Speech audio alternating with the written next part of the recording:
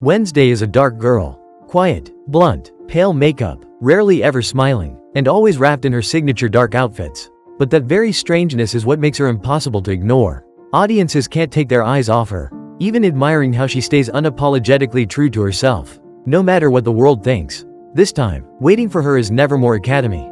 Still shrouded in mysteries, with a lurking villain hidden in the shadows. Hello, movie lovers of Ops Review. Tim Burton's spooky works never fail to pull us in, right? Today, as the eldest Addams finally ends her break and returns to school. Let's dive into everything that goes down in all of Season 2. What challenges await Wednesday? And what lessons she'll take away from this case? Ready? Let's begin. It all opens with a bizarre scene. Wednesday tied to a chair. Locked in a pitch-dark room full of creepy dolls. But instead of panicking, she's oddly calm. After all, shadows, torture, and pain are her simple joys in life. Here's what happened. After saving Nevermore Academy from the evil Count Crackstone, Wednesday spent the summer training her psychic abilities. Just one touch and she could replay visions of the past. She tested this gift on a case that had been troubling the authorities, tracking down a serial killer in the city of Kansas who scalped his victims. Bored and craving some action, she grabbed her weapon, ready to dish out punishment. But before she could strike, the killer turned the tables and locked her in his basement. That's the very situation we're seeing now. Thrilled to have a new victim, the criminal celebrated too soon. Unaware Wednesday had a secret ally. From hiding, Thing jumped out, grabbed his head, and bashed it hard. Wednesday freed herself, snatched a weapon, and proved once again in this explosive first episode that she's crazier than even the most deranged criminals out there. After such a memorable summer, Wednesday heads back to school. But this time, she's not alone. She brings along her younger brother Pugsley, who's grown a lot since Season 1. He's braver now, mischievous, and recently unlocked his ability to shoot electricity from his fingertips just like Uncle Fester. Naturally, he causes chaos all along the road trip. Wednesday, annoyed at the idea of babysitting while also studying, has no choice but to take him with her. Arriving at Nevermore, the two kids are greeted by the familiar sight of its Gothic castle and striped uniforms. But something feels off. Everyone's whispering about Wednesday. Normally, such chatter isn't flattering, but this time students smile warmly, even asking for her autograph. Turns out, saving the school made her a hero. Even the new principal, Barry Dort, rushed over to greet her. Now, about this guy.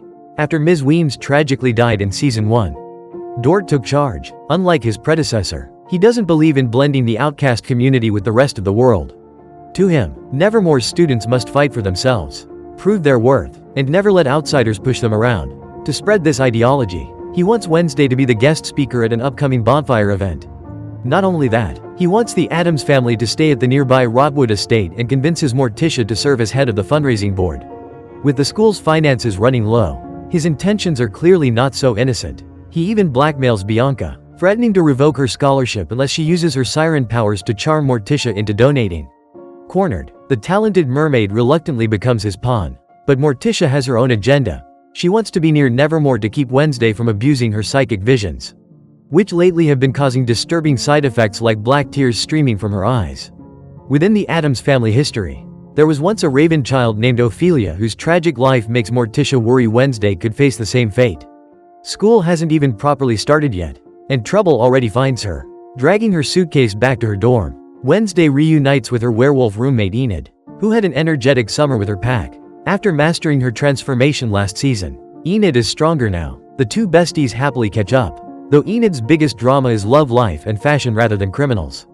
After a full moon, she realized she no longer feels the same about Ajax and instead has her eye on Bruno, a tall, handsome, kind wolf from her pack. Wednesday listens with minimal interest, but suddenly, out of nowhere, an arrow shoots straight out of the closet, aimed right at her. It's him, the same mysterious figure who had been shadowing Wednesday's every move since the end of Season 1. The stalker had taken countless photos of Wednesday, gouged out the eyes, and mailed them as a taunt. With no solid leads, Wednesday decided to stop by the town of Jericho, where she unexpectedly ran into Sheriff Donovan Galfin.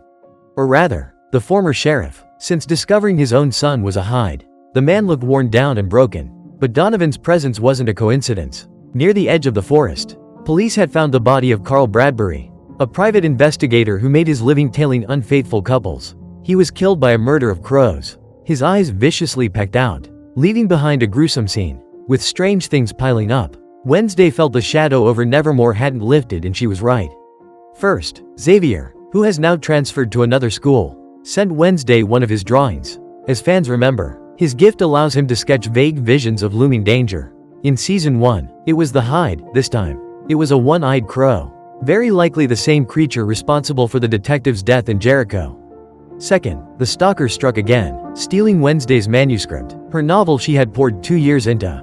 He wrote in a chilling letter, hinting he would burn her work at the upcoming bonfire. The annual Nevermore Festival was bigger than ever, marked by a massive crow statue built entirely of dry wood by Divinity students who could manipulate objects with skill. Principal Barry Dort himself added fire to the display, creating a fiery crow soaring across the sky, stunning proof of the school's supernatural talent. But to Wednesday, this wasn't just art. Her manuscript might go up in flames with it.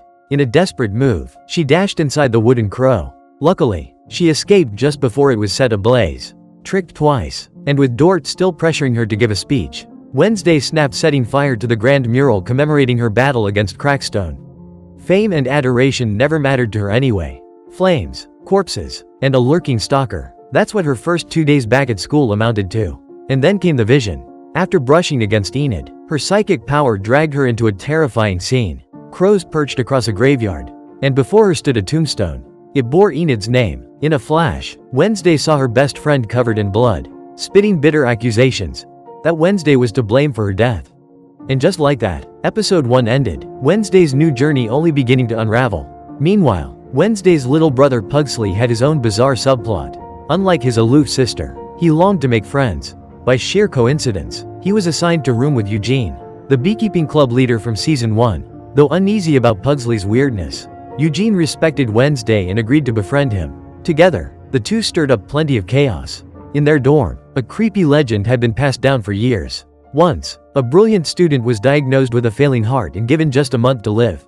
But the boy used his genius to create a mechanical heart, saving his life, while eroding his humanity. Obsessed with inventions, he pushed too far and eventually died in a dangerous experiment. His body was buried beneath the skull tree near campus. It's said that if you press your ear to its roots, you can still hear his iron heart beating underground. A tale terrifying to most freshmen, but not to Pugsley. He was thrilled and immediately set out to find the skull tree. In a darkly comic twist, his electric powers surged when he touched the ground, reanimating the young genius's corpse.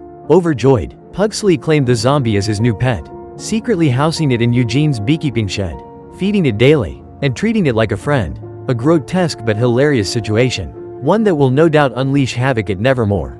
Back to the main case. After her terrifying vision of Enid's death, Wednesday collapsed. Black tears streamed down her face, leaving Morticia deeply worried. She knew her daughter was straying too far into darkness, but Wednesday refused to listen. With both mother and daughter equally stubborn, every conversation ended in tension. Out of options, Morticia resorted to a desperate measure. While Wednesday was away, she snuck into her room and took Goody Adams' diary, the key that had been guiding Wednesday's visions. Without it, her powers were locked away, right when she needed them most. The case grew even more tangled. Running out of leads, Wednesday turned back to Donovan to ask why he had been at the detective's crime scene. But when she arrived, it was too late. The former sheriff was slumped in his chair, his eyes gouged out just like the first victim. Tragedy haunted him until the very end. Stranger still, the two victims had known each other, and before dying, the detective had even phoned Donovan. The only thread Wednesday could follow led back to Tyler, Donovan's son, now locked inside Willow Hill Asylum. Determined to uncover the truth, Wednesday set her sights on infiltrating the heavily guarded institution. Of course, that meant Enid had to pay the price again.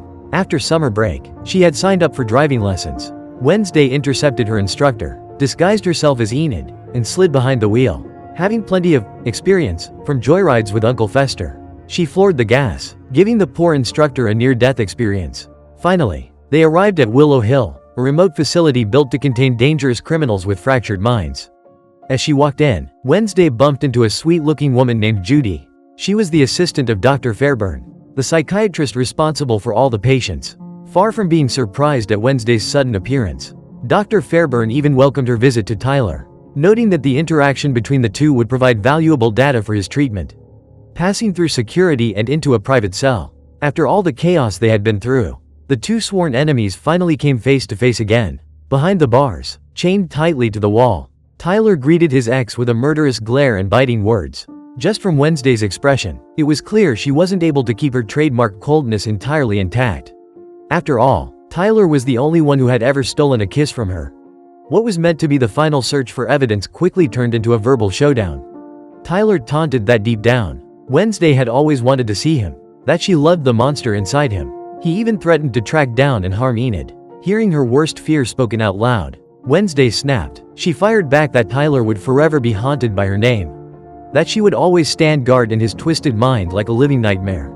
And that, she said, was the sweetest revenge of all. Left speechless, Tyler could only watch helplessly as Wednesday stormed away in anger. Back at Nevermore, the atmosphere was buzzing. It was prank day. Students unleashed their powers in all sorts of tricks, carving tic-tac-toe into faceless classmates, turning people to stone, or faking their own deaths like Enid just to spook Wednesday. But some pranks seemed nastier than the rest. After losing interest in Ajax, Enid had been spending most of her time with Bruno, the charming young werewolf. Unfortunately, the two were suddenly kidnapped by a mysterious figure. Bound tightly together, they were placed beneath a deadly trap lined with sharp weapons. If they couldn't free themselves in time, a bloody end seemed inevitable. A letter on the floor resembled the riddle from the bonfire the night before. Wednesday instantly realized this was the work of her stalker. Play dead. That was the clue the culprit left for this challenge. With the help of Ms. Capri, the school's new music director, Wednesday figured out that the AAD was actually a musical sequence. 4 notes corresponding to the melody Remy Lair had played on the Academy's grand organ. Sure enough, this was the code to a hidden passage leading to a giant pendulum clock where Enid and Bruno were being held. But time was short. Blades were slowly descending toward the werewolf pair. On top of that, another puzzle sat on a typewriter nearby, demanding to be solved. What is it that you cannot see? The cryptic hint made Wednesday turn her attention to the stack of books underfoot.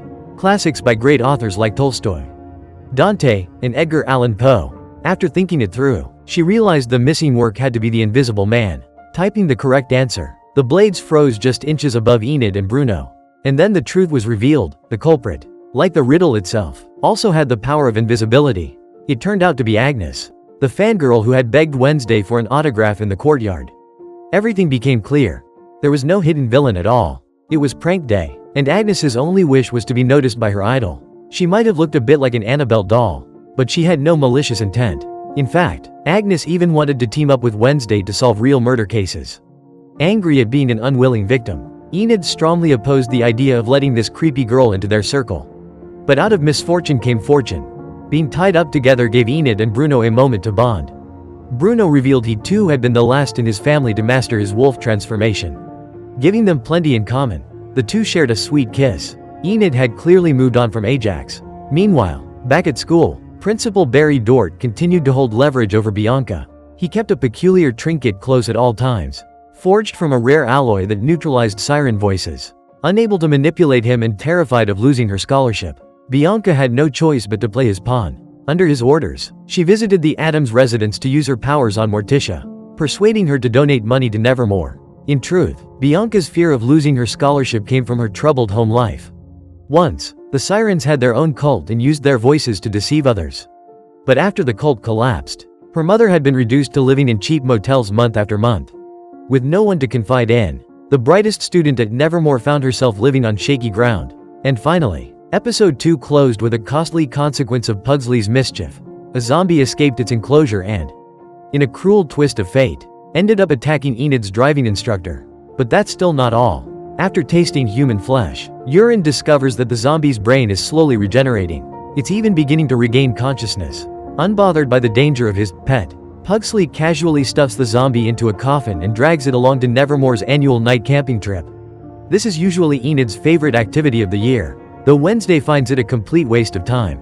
To make matters worse, she's still furious at her mother for stealing her book. Every time her psychic abilities come up, Morticia is stubborn and uncompromising. Left with no choice, Wednesday resolves to investigate the case the old-fashioned way. Agnes, with her invisibility, proves to be a crucial ally once again. She manages to snatch Donovan's phone before he's killed, along with a small box of personal effects. With a shapeshifter student's help, they unlock the phone's facial recognition.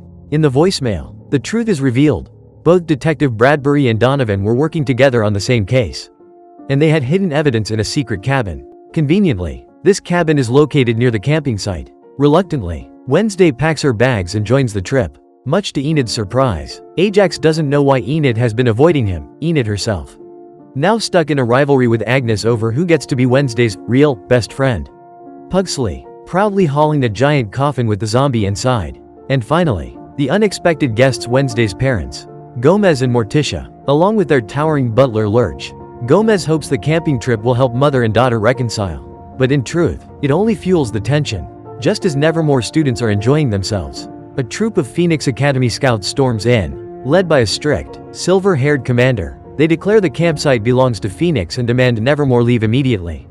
If Nevermore backs down now, Wednesday fears she'll lose her chance to investigate the case. So she proposes a contest: capture the flag. The rules are simple. Each school fields 10 players, split into 2 teams. 5 stay behind to defend their egg token, while the other 5 attack the opponent's base. Whoever captures the egg and climbs the watchtower wins. Nevermore's squad includes Bianca, another siren, Ajax, Enid, and her new werewolf partner Bruno. Ajax hates Bruno, but for the sake of victory, he reluctantly joins. The whistle blows, and the match begins. At first glance, Nevermore's powers should give them the upper hand. But Phoenix has done its homework. They wear headphones to block siren songs, toss gas to counter the werewolves, and even rip Ajax's hat off, forcing him to petrify his own teammates. With discipline and strategy, Phoenix snatches Nevermore's egg and makes a break for the tower. Luckily, Enid and Wednesday come to the rescue. Enid unleashes her inner wolf, tearing through the scouts, while Wednesday pulls off a daring move, firing her grappling hook from a cliff edge straight to the watchtower roof. Flying like a crow, she bypasses the battlefield entirely and secures victory for Nevermore. The win makes Wednesday a hero once again, and most importantly, it gives her the freedom to continue her investigation. Deep in the woods, 2 miles from camp, the secret cabin holds Donovan's evidence. Its walls are plastered with old newspaper clippings about the missing patients of Willow Hill Asylum. Across them all is a single word scrawled in bold letters: Lois. Wednesday's instincts were right. The asylum, Dr. Fairburn, and the murderous flock of crows are all connected. She also learns of people with the rare ability to control birds, known as avians. Desperate to recover her book from Morticia, Wednesday challenges her mother to a duel during an Addams family ritual. Both wear glass hearts on their chests and fight blindfolded. Whoever shatters the other's heart wins. Morticia doesn't want to fight her daughter, but she has no choice. As night falls on the camp, several storylines unfold at once. The gentlest one is the breakup between Enid and Ajax. After transforming, Enid realizes she's no longer the timid girl she once was. She's changed. The differences between them have grown too great. It's not Ajax's fault, but clinging to the past is pointless. Heartbroken, Ajax walks away, leaving their love unfinished. After suffering a humiliating defeat, Phoenix Academy plots revenge and sneaks into the camp while Nevermore sleeps. Unluckily for them, the troop leader marches straight into Pugsley's tent. A midnight feast for the zombie, who instantly devours the leader's brain before rampaging out and throwing the entire camp into chaos. In the final duel of this arc, Wednesday faces Morticia in a fierce fencing match. Their blades clash in sharp, dazzling exchanges, neither side gaining the upper hand. But with Morticia's experience gives her the edge. She strikes a decisive blow and claims her daughter's crystal heart just as the zombie barges in. Wednesday quickly subdues it, but the message is clear: the strong always conquer the weak. And this time, she has lost. If nothing changes in the next battle, Enid's fate may be sealed. The zombie is later transferred to Willow Hill Asylum, but it isn't the only new arrival. Marilyn Thornhill, Tyler's manipulative mother, who once nearly destroyed Nevermore, has also been relocated there. The lesson weighs heavy on Wednesday. She cannot solve this mystery alone. She needs allies. This leads us to Hester Frump, Wednesday's grandmother, matriarch of the Addams family's funeral empire, rumored to be the source of their vast wealth. Wednesday's suspicions prove right. The graves of the missing patients at Willow Hill are all fake. John even likely knew this.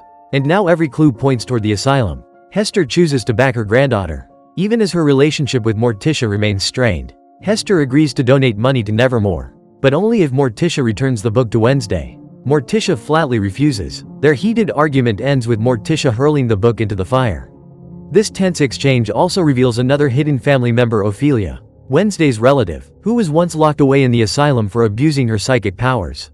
Her whereabouts remain unknown. Another ally joins the mix, Uncle Fester, infamous criminal mastermind, whose ability to generate electricity from his fingertips rivals Pugsley's. Wednesday needs him to infiltrate Willow Hill and confront Augustus Stonehurst, the man whose signature appears on every missing patient's death certificate, and who now lives there in suspicious comfort. For Fester, an asylum is nothing more than an amusement park. With his love for electric chairs, the mission is child's play. He checks into a hotel, wreaks havoc, cranks up loud music, and smashes furniture until the police inevitably drag him away to Willow Hill. Once inside, he immediately charms the asylum's cook. Typical Adams, it doesn't take long for Fester to track down Stonehurst. The old man's parrot turns out to be quite talkative, especially after a few jolts of electricity. It blurts out a code 51971, the key to a locked chamber. Just as Fester is about to unlock it, he's discovered. Even worse, Marilyn Thornhill recognizes him as Wednesday's uncle. Blowing his cover, Fester is thrown into a cell alongside the zombie. Meanwhile, Thornhill is brought to Tyler's cell as part of an experiment to reconnect her with her monster son. She still clings to her twisted role as his mother. But Tyler, consumed by hatred, cannot be controlled anymore. He destroys his cell in a frenzy and murders Thornhill in cold blood. Back with Wednesday, the truth of Lois is finally revealed. It's not a person, but an acronym.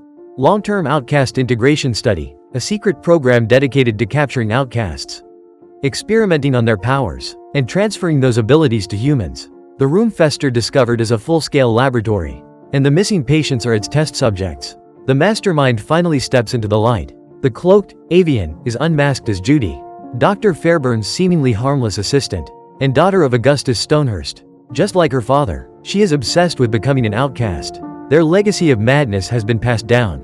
As alarms blare, Fester channels a massive surge of electricity through his fingertips, blowing out Willow Hill's entire power grid. The asylum plunges into darkness. Alarms screaming, doors bursting open, patients flood the halls. Overwhelmed, Judy flees. Fester escapes, but Wednesday stays behind to help another trapped patient only to come face to face with Tyler. Their eyes lock, still torn between love and hatred. The reunion is brutal. In the final moments of episode 4, as police cars swarm the asylum gates, Wednesday is hurled out of a window into the pouring rain, her face bloodied, unconscious. Tyler, in his monster form, disappears into the night. After the shocking events, Willow Hill Asylum was forced to shut down. With the timely arrival of the police, the situation was temporarily under control. The only ones still missing were the zombie Tyler and Uncle Fester. Afraid her crimes would be exposed, Judy quickly hired a hitman to wipe out every trace of the Lee laboratory, eliminating all the patients that Wednesday and Fester had managed to rescue. However, despite his efforts, the hitman couldn't locate one female patient, the very one Wednesday had taken away before crossing paths with Tyler. Meanwhile, Wednesday's health was hanging by a thread. After being rushed to the town hospital, she unexpectedly encountered Principal Weems in her coma. Weems declared she would now become Wednesday's guiding spirit, urging her to regain her psychic powers in order to prevent the dark vision of Enid's death from coming true. It sounded simple enough, except that Wednesday first needed to make peace with her mother. Family unity, Weems insisted, was the key to unlocking her full potential. Hurrying back to Nevermore, Wednesday learned that Tyler had already begun his move. He sent a direct threat. During tonight's celebration, Enid would receive a one-way ticket to the afterlife. This, Wednesday realized, was most likely the grim future she had foreseen. The problem was that after the chaos at Willow Hill, her friendship with Enid was badly strained. Enid was hurt by how Wednesday always acted alone and treated her like a child. To Wednesday, Enid was still the silly, fragile wolf pup she had first met. Fed up, Enid declared she needed no one's protection and would face Tyler herself. She secretly rallied the Nightshade Society, calling on Isaac, Bianca, and others for help. But, as always, nothing escaped Wednesday's notice. With Agnes acting as her little spy, Wednesday discovered the secret meeting and stepped in. Cornered, Enid reluctantly followed Wednesday's plan once more. According to the old research left behind by Thornhill, the former master of Tyler, when a hide loses its handler, it becomes extremely weak both physically and mentally, especially in male hosts. Using that knowledge, Wednesday concocted a special suppressant. Her goal was bold, dangerous, and utterly reckless. She intended to seize control of Tyler herself. Principal Williams tried desperately to stop her, but Wednesday's stubbornness was unshakable. As night fell, Nevermore's students set their trap, waiting for Tyler to arrive. But what happened next was far beyond anyone's expectations. Too many secrets still lurked in the shadows. While hunting down the last missing Lois test subject, the hitman Judy hired unexpectedly crossed paths with Tyler. Unsurprisingly, the assassin didn't last a second. But then, out of nowhere, the zombie appeared, feeding on the still warm brain of the corpse. The creature was visibly changing. His flesh looked more human, his movements steadier, his mind sharper, more unnerving. His motives grew mysterious. He ambushed Judy herself, killing the very woman many believed to be the final mastermind of this dark mystery. So who is this creature? Really? The truth was finally revealed when the zombie encountered Wednesday's father. You see, little Pugsley had never forgotten his old pet. After Willow Hill, Gomez and his son wandered the town in search of it. By sheer chance, they stumbled upon the zombie at an abandoned amusement park. The look on Gomez's face said it all. He knew this man. Pugsley almost captured him, but when the zombie pleaded, saying he still had something important to finish, the boy hesitated and let him go. Meanwhile, at the Rotwood estate, the mysterious female patient Wednesday had rescued sought out Morticia. Her name was Frances Swiss, and she had once been Morticia's classmate at Nevermore. Connecting the dots with what Gomez knew, the Adams couple uncovered a staggering family secret. The zombie's true identity was revealed. His name was Isaac Knight, Gomez's old dorm roommate back in the day. Isaac's older sister was none other than Frances, Morticia's former classmate. Later, Frances married a police officer and gave birth to a son, who turned out to be Tyler. That night, Wednesday's grand plan fell apart. Just as she was about to inject the suppressant into Tyler, another Hyde suddenly appeared. This time, it was Frances's true monstrous form. She had secretly struck a deal with her old friend Morticia. If she took Tyler far away from town, the Adams family would put aside their old feud. Wednesday, however, was blindsided, first defeated at Willow Hill, and now undermined by her own mother. Never before had she suffered so many failures in a row. Her bond with Morticia frayed even more. Her friendship with Enid cracked further, and Principal Williams could only shake her head in disappointment. At this rate, Wednesday's psychic powers seemed doomed to never return. Worse yet, danger was creeping closer. Frances and Tyler hadn't left town as promised. Instead, they were hiding in the basement of their old home. Meanwhile, Isaac, after devouring countless human brains, had regained a fully human appearance. His body rebuilt with his mechanical heart still ticking strong. Reuniting with his sister and nephew in the basement, Isaac's sudden return left Tyler stunned. Though secretly, he had always longed for a family connection. Back at Nevermore, Enid was facing her own crisis. During dance practice, she suddenly transformed into a wolf, even though the full moon was still days away. According to Professor Capri of the music faculty, this meant Enid was an alpha wolf. Alphas were rare, gifted with immense strength, but cursed to live lonely lives, hunted by other wolves. Worse, Enid now risked being trapped in her wolf form forever. While her best friend's heart was torn apart, Wednesday remained oblivious, still obsessing over her case. Following the clue about Frances, she uncovered Isaac Knight's true history. The only missing piece was Tyler's current whereabouts. Seeking help from her grandmother Hester, Wednesday was told to visit the grave of Rosaline Rotwood in the Nevermore Cemetery at night. Rosaline had once been a legendary raven, and if Wednesday read the inscription carved into her tombstone, she would temporarily regain her psychic gift. Determined, Wednesday packed her bag and headed for the cemetery. This infuriated Enid. After all, Principal Dort had declared a strict curfew following recent accidents, with the punishment for breaking it being a ban from the school's gala. Their argument exploded into another fight. Wednesday's arrogance, always dismissing Enid's worth, clashed with Enid's growing frustration over her friend's selfishness. Their rift only deepened. At the grave, Wednesday finally encountered Rosaline. To receive a vision, she had to keep her hand pressed firmly against the tombstone. If she let go midway, she would be punished with a cruel prank. Unfortunately, Enid didn't know this. Hearing that the dorm inspectors were on their way, she sprinted to the cemetery to drag Wednesday back. In the struggle, Wednesday's hand slipped off the stone and both of them collapsed unconscious. When they woke the next morning, the nightmare had just begun. Wednesday looked into the mirror and saw Enid's reflection staring back at her. And across the room, Enid was shrieking in horror at being trapped in Wednesday's cold, black-clad body. Rosaline's prank had come to pass. Their souls had been swapped. Worse, if the curse wasn't broken by sunrise the following day, both girls would die. Wednesday now realized that her dark vision of Enid's doom might actually refer to this exact moment. If the prophecy came true, it would be entirely her fault. Desperate to find a reversal, the two stumbled back to school only to plunge Nevermore into chaos. For the first time in history, the campus witnessed a cheerful, bubbly Wednesday, ordering rainbow frappes and smiling at strangers, while Enid stalked the halls in black, silent and icy. Bruno nearly fainted when Enid's usual sweet warmth turned into Wednesday's frosty sarcasm. Agnes couldn't understand why her idol suddenly quit social media. Morticia, meanwhile, was convinced her daughter must have taken the wrong pills, since she was uncharacteristically obedient. But that was only the beginning, since their feud was still simmering. Both girls used the body swap to get back at each other. Enid dressed Wednesday's body in neon colors and made her dance Blackpink's Boombaya in the school courtyard. Unfortunately for Wednesday, her body was literally allergic to bright colors, breaking out in hives as the entire student body roared with laughter.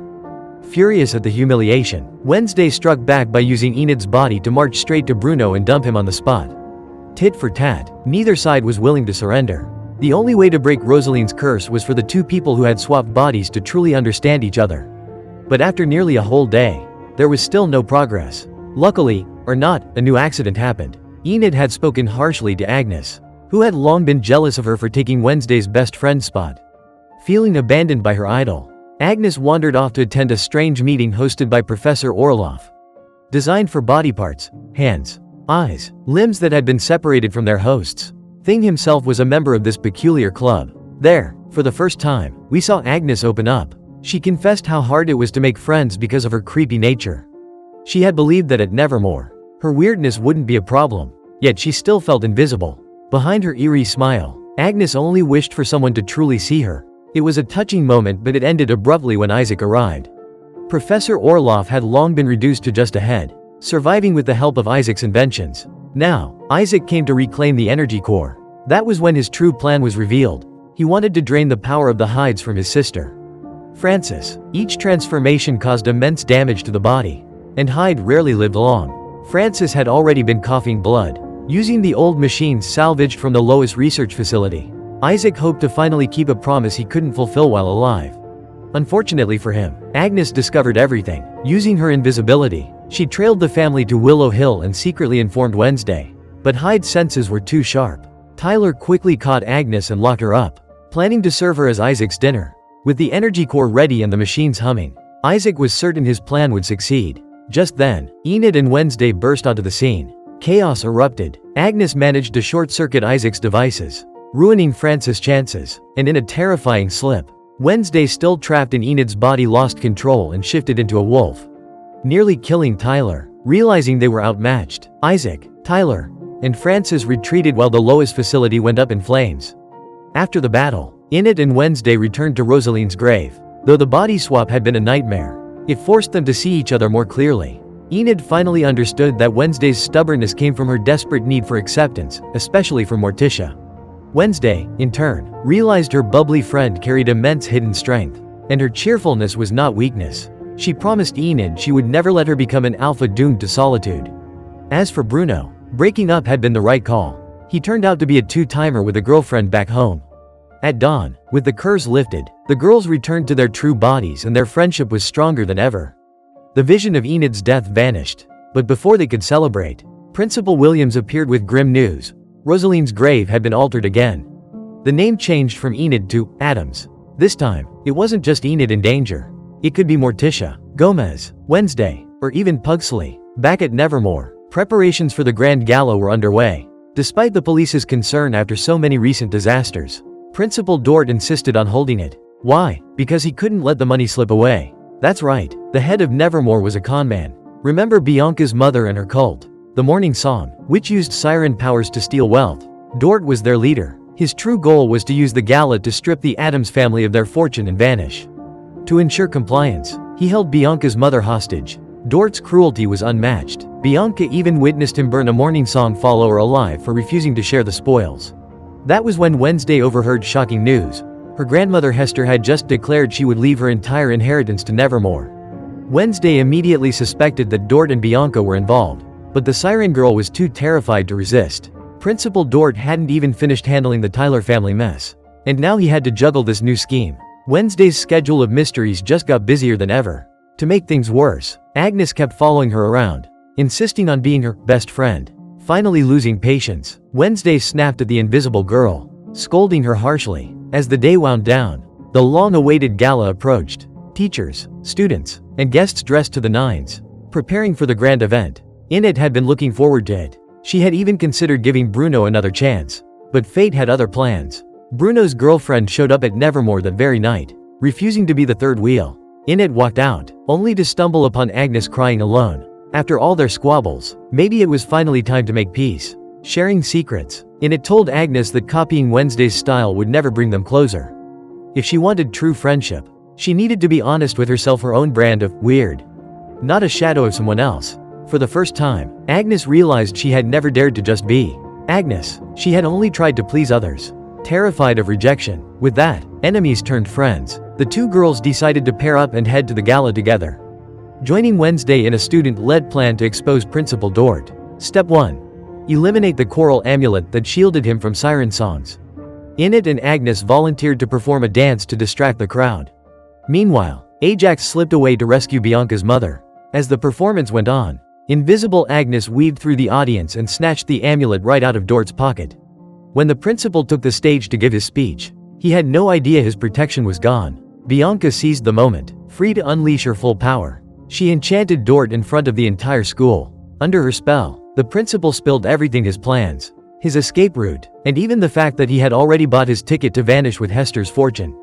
The hall erupted in shock.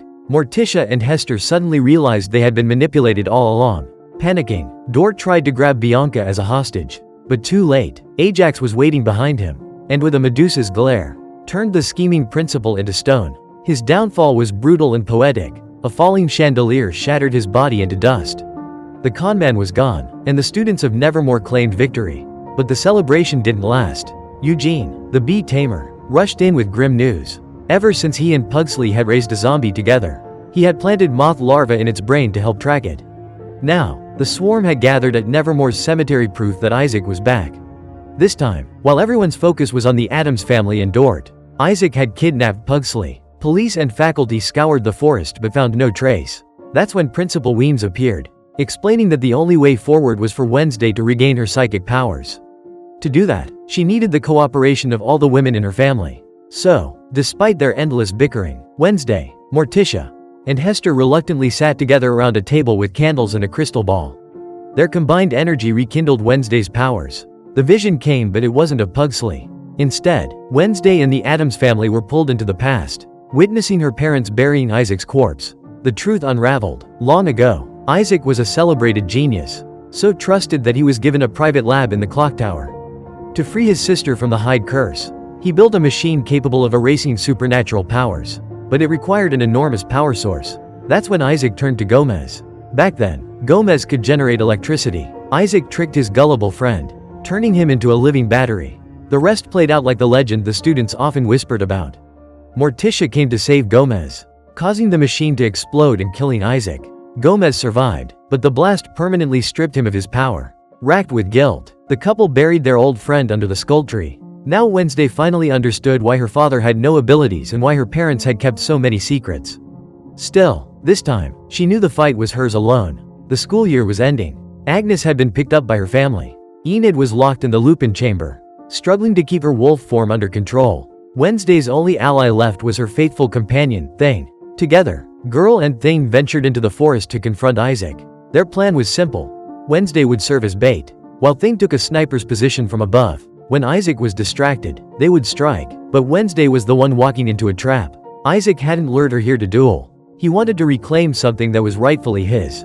Thing, that's right. Wednesday's loyal friend was none other than Isaac's severed right hand. Years ago, Morticia had cut it off, and thanks to the blast from the exploding machine, it gained a life of its own. Isaac, a Da Vinci-like genius with the power to control objects, needed the hand to restore his full strength. With chilling precision, he sewed Thing back onto his stump. Isaac's genius plan had worked. With just a flick of his hand, he lifted Wednesday effortlessly and buried her alive in the very spot where Morticia and Gomez had once entombed him.